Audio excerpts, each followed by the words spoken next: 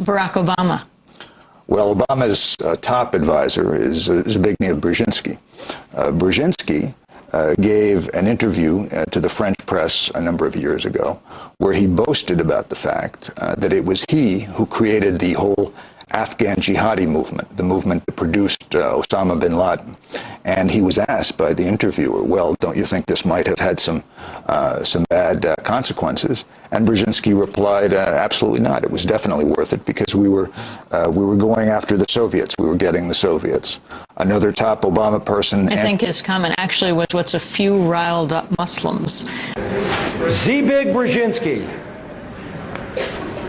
Zbigniew Brzezinski was counselor for strategic and international studies, professor of American foreign policy at Johns Hopkins, national security advisor to President Jimmy Carter, trustee and founder of the Trilateral Commission, member of the Council on Foreign Relations, international advisor to several major corporations, associate of Henry Kissinger, also worked for Ronald Reagan in intelligence capacities.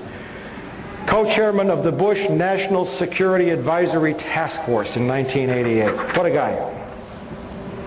Zbig. Now, if you want to get really, really, really, really angry, go buy this book. It's called The Grand Chessboard. American Primacy and Its Geostrategic Objectives. Written by Zbigniew Brzezinski in 1997. I'm going to read you some quotes from that book.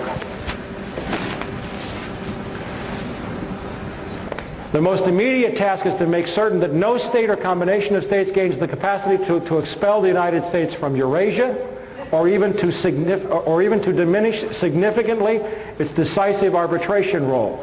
In the long run, global politics are bound to become increasingly uncongenial to the concentration of hegemonic power in the hands of a single state. Hence, America is not only the first as well as the only truly global superpower, but is also likely to be the very last. And what does he say that's going to happen? He says that the United States will fold into a one-world government in which all nations will cease to exist, run by corporations.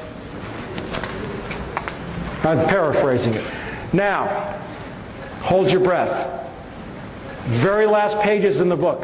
Moreover, as America becomes an increasingly multicultural society, it may find it more difficult to fashion a consensus on foreign policy issues except in the circumstance of a truly massive and widely perceived direct external threat.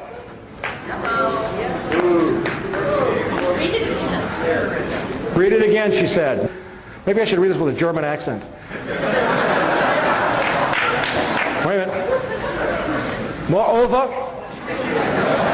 as America becomes an increasingly multicultural society, it may find it more difficult to fashion a consensus on foreign policy issues, except in the circumstance of a truly massive and widely perceived direct external threat.